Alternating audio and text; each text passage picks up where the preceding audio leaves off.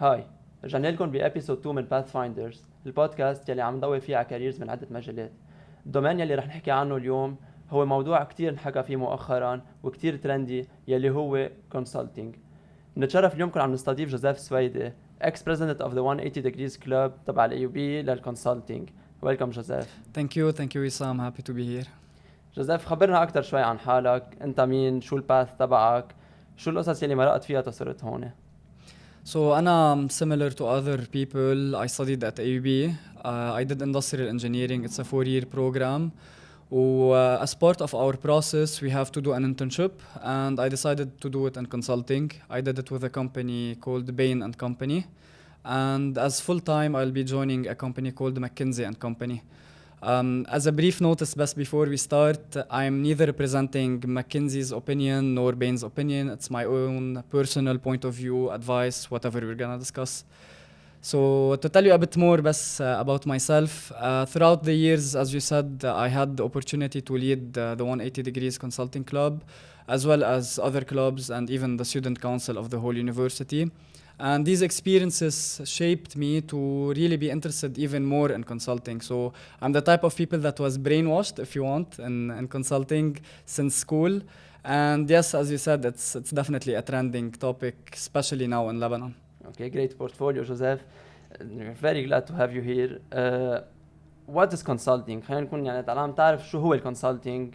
نسمع كتير consulting يعني بالتعريف العربي يمكن الترجمة تبعها هي استشارة أو نعطي نصيحة لحدا. شو الكونسلتينج فعليا؟ مزبوط. It's very good to start with this لأنه بتخيل في كتير عالم بتصير they mix up لأنه being a consultant is something very broad. I could be a consultant as part of a studio. I could be a gift consultant. I could be a management and strategy consultant, and this is where the hype is currently in. So we're going to focus mainly on management consulting, which is, if we want to put it in simple words, it's breaking down problems and solving complex problems in a structured manner. كيف يعني structured manner? It's كتير broad, you know.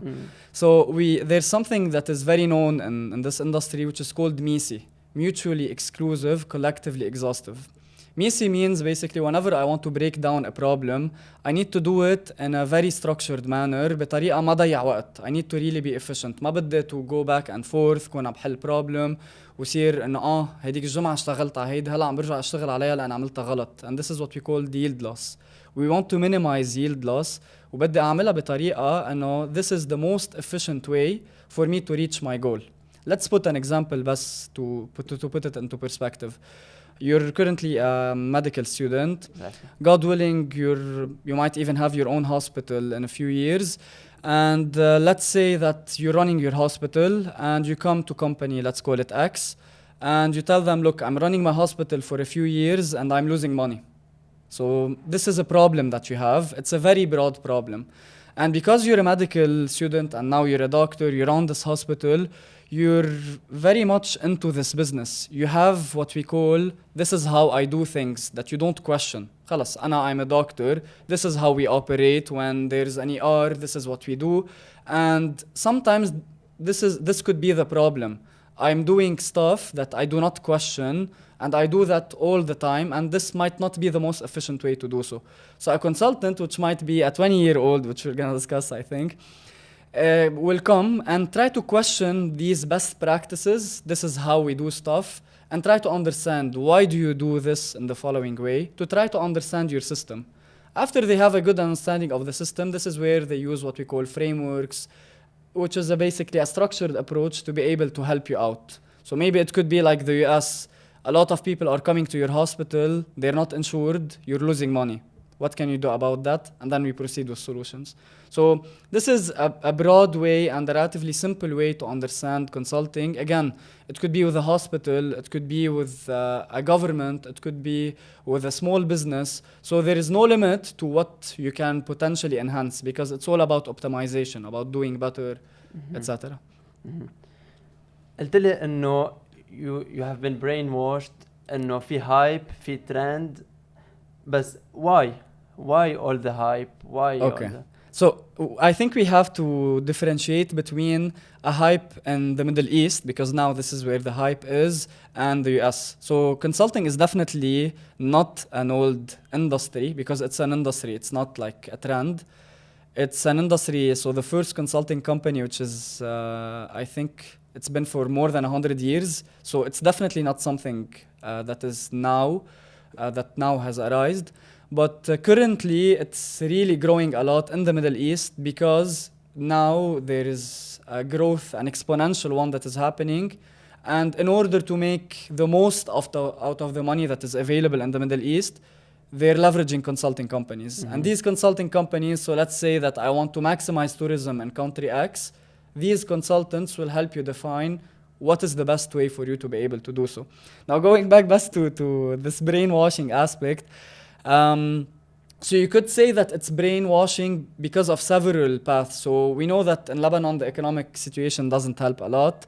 And even if I want to pursue something that I enjoy, إذا مثل ما بقولوا ما بتطعم خبز ما إلها عازة.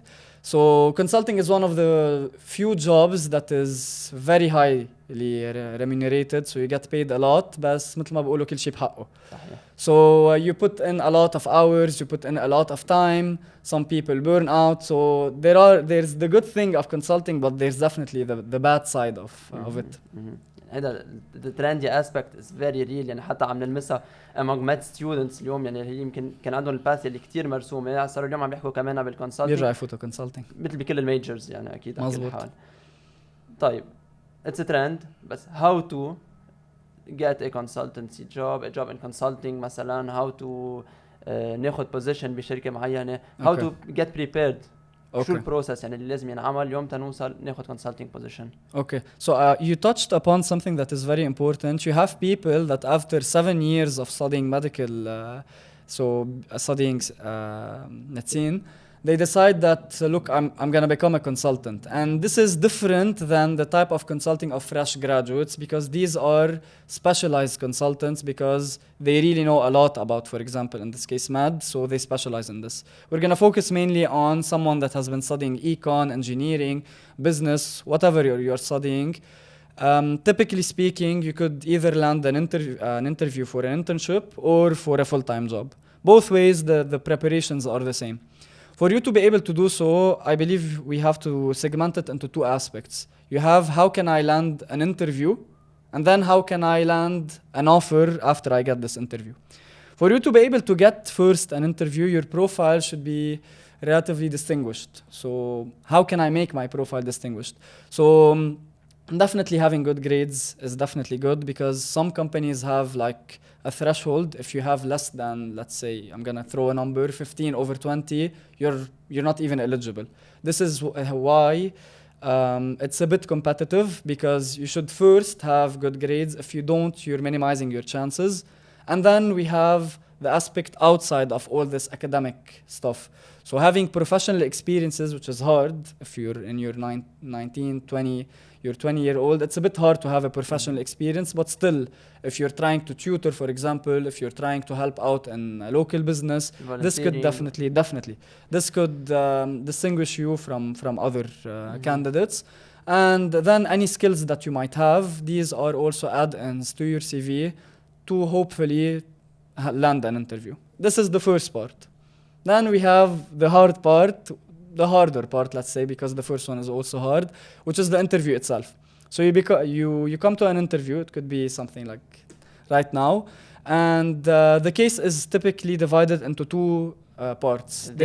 Yes. So you have the part where it's mainly behavioral. So you get to know. Let's say I'm the interviewer, you're the interviewee. I get to know you more. Who are you? What's your background? What do you do? And I try to understand how you think from an emotional intelligence, if you want, an EQ point of view. And then we dive into really the technical part, if you want, with the case. So there are a lot of types of case. I believe you could have heard some of the cases. It could be an estimation question. I tell you, Wissam, let's try to estimate how many diapers were sold today in Lebanon. And it's a very broad question. And then the case part requires a lot of practice. So I'm not sure if you want to discuss the prep itself for the case. If you want, we can. Yeah, I just want to have one question regarding the estimation cases. Yeah.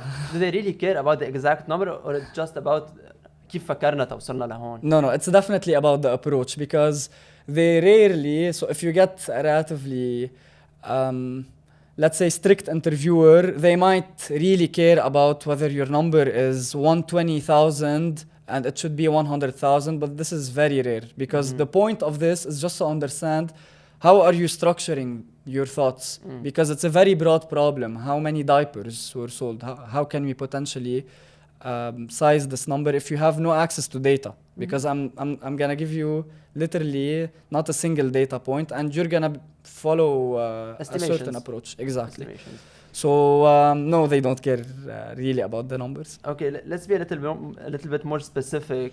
نحدد بس what are the skills. يعني اليوم حدا يكون فايت على انترفيو، شو الباك جراوند اللي الواحد لازم يكون بيتوقعوا من حاله تقول اوكي I'm gonna ace it، او شو لازم يحضر على قد تيوصل على انترفيو جاهز. Okay. بتخيل it really applies to not only consulting. Let's say you have an exam in your 6th, 7th year, and you know what the exam is testing you on. If you know what the exam is testing you on, it's way easier for you to prepare. Thus, it's the same thing for interviews. If you know what the interviewer is trying to grade you on, it's a bit academic to think about it this way, but still they're grading you at the end of the day. Exactly. So they're expecting first, definitely, how you're actually communicating. This is the first and straightforward thing. Can you handle a conversation with a client or not? Because you're gonna have to face clients that are CEOs, that are literally in their 40s, 50s, and they might intimidate you, or they know way more than you do in the industry, and they start questioning how you're thinking about it, or they simply ask you a simple question, and let's say the partner is not in the room and you're alone, you should be able to handle the conversation. So this is the first one when it comes to communication, which is straightforward. The second thing is the problem-solving part. How are you solving the problem? Is it structured, or you're going back and forth? So yes, we can think potentially of the population. You know what? Regarding the population, maybe we can discuss this point. So your thoughts are not clear. If this happens, most probably you might not get a yes, because you have several interviews, at least 4. So this is when it comes to the problem-solving part, and they also think and look for what we call the critical thinking aspect, which is very broad, critical thinking. They try to see whether you're solving the problem in an efficient way and in a way that is actually practical. So let's say I told you came to me, going back to the example of the hospital, your hospital is not making money. I tell you, look, you know what? There's a Da Vinci robot. If you buy it, you'll be way more efficient. But the Da Vinci robot costs more than $1 million, and you don't have this capital. So my solution could be good, but in this case, it's definitely not a practical one. So this could be one of these aspects. And finally, there's always this creativity aspect. So are you coming up with out-of-the-box ideas? And this is actually a part that you can prepare for. We can discuss, I believe, that later on if you want. It's clear that you're very up-to-date in multiple fields. Bringing up the Da Vinci robot is great. In Lebanon, ضروري نحكي عن لبنان اليوم. كثير ناس عم تحضرنا من لبنان. صح. What about the opportunities اللي موجودة بقلب لبنان بهالدومين? Okay, so being a Lebanese helps you in one way, in my opinion, is that, in my opinion, we're really hard workers. So you really cannot put a limit for yourself, because as much as you put in time and efforts, as much as you're gonna get in return. For the opportunities here, there are no projects in Lebanon, to be very realistic. But it doesn't mean that you cannot work for consulting, and you have thousands of Lebanese that are now working, and you have hundreds of partners that are actually landing these projects, mainly in the Middle East and now expanding to Africa. So the opportunities are for you to land a job, but unfortunately not in Lebanon. There are a few companies, I'm not going to dive into names, that are based in Lebanon, and some companies that their headquarters are not in Lebanon. They have offices in Lebanon, but they're few ones. But still, it's good to have 4 or 5 companies that are still giving the option for people to go back to their homeland and visit their family. So بضل في عنا opportunities بقلب لبنان للناس اللي بتبقى وبتخاف تروح لبرا. بوصل على الفيفورت بارت تبعي بهالبودكاست اللي هي الميث باسترز، القصص اللي عم نسمعها كل يوم يمكن مش مزبوطة. are they misconceptions ولا لا هن عن جد مزبوطين؟ ما بلش أول شيء consulting is a trend، كم سنة ورح تنطفي؟ شو رأيك بهالموضوع؟ And as I said in the beginning, consulting it's an industry by itself. So similar to, let's say, construction, you have consulting. So consulting is an industry that is more than 100 years old. And in my personal, humble opinion, it's here to stay, because as long as you have systems that need improvement, as long as consulting is going to remain. Now, it really depends on some capital, because you need some capital for you to get a return on investment. If you don't have much capital, then this could decrease. And this could explain, for example, why the number of projects in Europe now decreased, because there is some sort of a recession happening right now. But is it something that will literally, you would have no consulting in 5 years? Definitely not. Okay, great. Regarding the life of the consultant himself, what about his work-life balance? So it's a tough question. يعني ما عندهم حياة maybe بركة إنه كتير بيشتغلوا. It's very demanding. كتير صعب الشغل. Okay, let's be realistic. This job is definitely not a 9-to-5 job. So this is a demanding job. You might work for 10, 12 hours, but you cannot really just put it in a box. Do you have a work-life balance? Yes or no? It's not really a yes or no question, because it depends on several things. It depends on your team. If your team can really push back and try to really put a limit and a balance, then great. Second, it depends on the client and the project, how tough is the project itself. And third, it also depends on yourself. If you want to really exceed the expectations that you have for yourself, or even that the team has for you, some people might take a step that might not really be to their benefit, because they might decide, look, you know what, I have this deck that I need to finish. I'm going to work during the weekend. No one forced you to, but you did work in the weekend. And this backfires at the end, because some people unfortunately burn out. So it's, again, the bad side of consulting. But it's really being worked on. A lot of companies are now working on this work-life balance. They're putting limits. After this time, I don't want you to work, even if you haven't finished. So it's a work in progress, to say the least. Okay. We're all on social media. الميم يلي بنشوفها على طول. Who are you, a 20-year-old, to give advice to some big companies بركي انه اوكي اشتري او لا بيع، انه عم نحكي هيك بالقصص اللي بتنحكى يعني okay. شو اللي بنشوف بالكونسلتنج نحن كيف بنشوفها من برا من حدا برات الكونسلتنج. Yes. ليه بده يكون في حدا مثلا فريش جراجويت عم بيقدر يكون عم بيعطي كونسلتنسي او عم بيكون هيز كونسلتنج بشي دومين يمكن منه هو مباشره درسه. ليتس سي ان انجينير مثلا عم بيحكي بشي خاصه بزنس او ايكون او وات ايفر، يعني بتعرف ده بيصير في شيفتس بهالمواضيع. Yes. So this is what makes consulting very, very challenging. Why? Because I finished the projects, let's say, today, and I got staffed on Monday on a new project. Let's go back to the healthcare example. I have never worked in healthcare. I have zero experience in healthcare. And now I want to consult a doctor that has been in the practice for 40 years and is running his hospital, and I should expect him to listen to me. How can I do that? So this makes it very challenging, because you need to get up to date with the current system, the current state of the hospital. Because if you're the CEO of this hospital, I need to know as much as you do in very, very, very little amount of time. And this makes it very challenging. Now, why should you listen to me? You're technically not listening to me. You're listening to the company, and the team is technically representing this company. And the company has a database of frameworks, of basically approaches, of a lot of previous studies that they did. And this is why they really rely a lot on research. We research a lot, and most importantly, we could rely on experts. So when you're working as a consultant, you rely a lot on research, and you also rely a lot on expert calls. So I might have in a healthcare, hopefully later on, and I might send you a text. Look, Wissam, I have this project. Do you mind signing an NDA and then jumping on a call to discuss this project? And then I can benefit from your experience. Okay, great. How about the exit opportunities? يعني مثلا let's say كمان بنسمع بيقولوا مثلا واحد بيشتغل 10 سنين بيوقف، شو عنده شيء ثاني يعمل الكونسلتنت من بعد هول ال10 سنين اللي اشتغلهم؟ So consulting offers you, so you could stay in consulting, obviously. You could become a partner and stay and not exit, but we're talking about exit opportunities. You could exit and build your own company.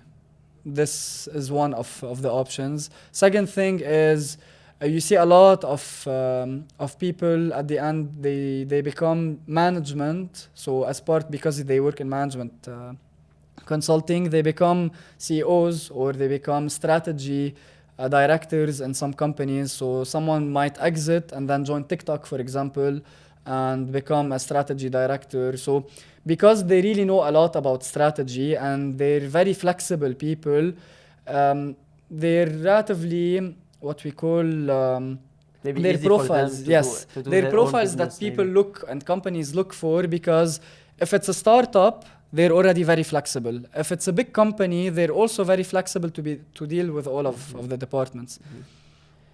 Finally, an advice to anyone considering going into consulting او بركي حدا هلا باخر كم سنه بالمدرسه بده يفوت على الجامعه وعم بيفكر بهالموضوع.